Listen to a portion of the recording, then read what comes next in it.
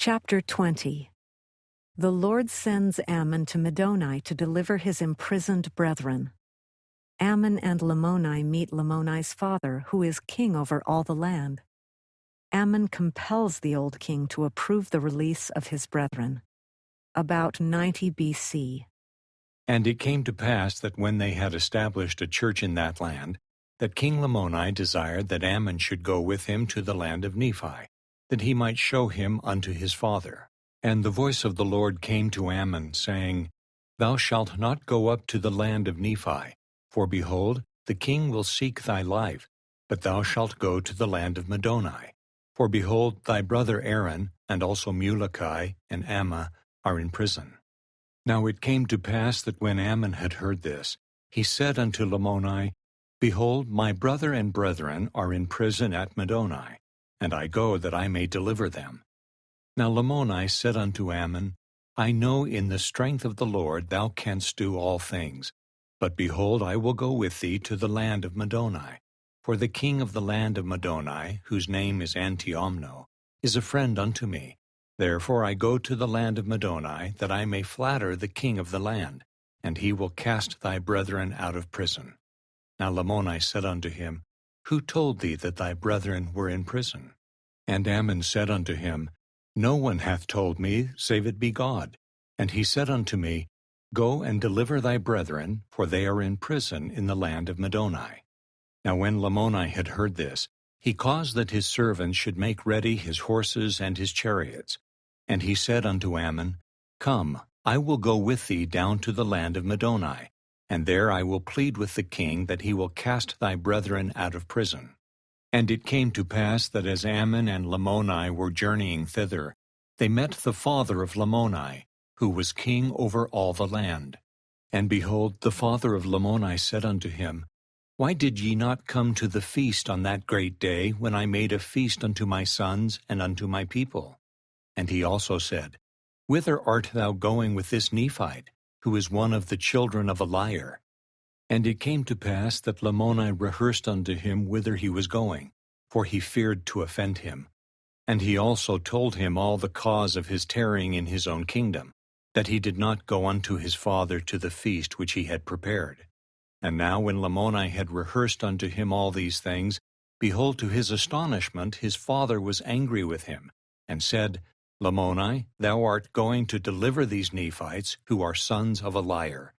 Behold, he robbed our fathers, and now his children are also come amongst us, that they may, by their cunning and their lyings, deceive us, that they again may rob us of our property. Now the father of Lamoni commanded him that he should slay Ammon with the sword, and he also commanded him that he should not go to the land of Middoni, but that he should return with him to the land of Ishmael. But Lamoni said unto him, I will not slay Ammon, neither will I return to the land of Ishmael, but I go to the land of Middoni, that I may release the brethren of Ammon, for I know that they are just men and holy prophets of the true God. Now when his father had heard these words, he was angry with him, and he drew his sword that he might smite him to the earth. But Ammon stood forth and said unto him, Behold, thou shalt not slay thy son. Nevertheless, it were better that he should fall than thee, for behold, he has repented of his sins. But if thou shouldst fall at this time, in thine anger, thy soul could not be saved. And again, it is expedient that thou shouldst forbear, for if thou shouldst slay thy son, he being an innocent man, his blood would cry from the ground to the Lord his God, for vengeance to come upon thee, and perhaps thou wouldst lose thy soul. Now when Ammon had said these words unto him, he answered him, saying, I know that if I should slay my son, that I should shed innocent blood, for it is thou that hast sought to destroy him. And he stretched forth his hand to slay Ammon, but Ammon withstood his blows, and also smote his arm that he could not use it. Now when the king saw that Ammon could slay him, he began to plead with Ammon that he would spare his life. But Ammon raised his sword, and said unto him, Behold, I will smite thee, except thou wilt grant unto me that my brethren may be cast out of prison. Now the king, fearing he should lose his life, said, If thou wilt spare me, I will grant unto thee whatsoever thou wilt ask, even to half of the kingdom. Now when Ammon saw that he had wrought upon the old king according to his desire, he said unto him, If thou wilt grant that my brethren may be cast out of prison, and also that Lamoni may retain his kingdom, and that ye be not displeased with him, but grant that he may do according to his own desires, in whatsoever thing he thinketh, then will I spare thee, otherwise I will smite thee to the earth. Now when Ammon had said these words, the king began to rejoice because of his life. And when he saw that Ammon had no desire to destroy him, and when he also saw the great love he had for his son Lamoni, he was astonished exceedingly, and said, Because this is all that thou hast desired, that I would release thy brethren, and suffer that my son Lamoni should retain his kingdom, behold, I will grant unto you that my son may retain his kingdom from this time and forever, and I will govern him no more.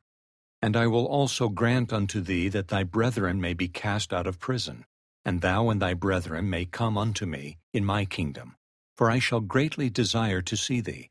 For the king was greatly astonished at the words which he had spoken, and also at the words which had been spoken by his son Lamoni. Therefore he was desirous to learn them. And it came to pass that Ammon and Lamoni proceeded on their journey towards the land of Middoni. And Lamoni found favor in the eyes of the king of the land. Therefore the brethren of Ammon were brought forth out of prison. And when Ammon did meet them, he was exceedingly sorrowful. For behold, they were naked, and their skins were worn exceedingly, because of being bound with strong cords. And they also had suffered hunger, thirst, and all kinds of afflictions.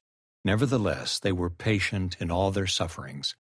And as it happened, it was their lot to have fallen into the hands of a more hardened and a more stiff-necked people. Therefore they would not hearken unto their words, and they had cast them out, and had smitten them, and had driven them from house to house, and from place to place, even until they had arrived in the land of Middoni. And there they were taken and cast into prison, and bound with strong cords, and kept in prison for many days, and were delivered by Lamoni and Ammon.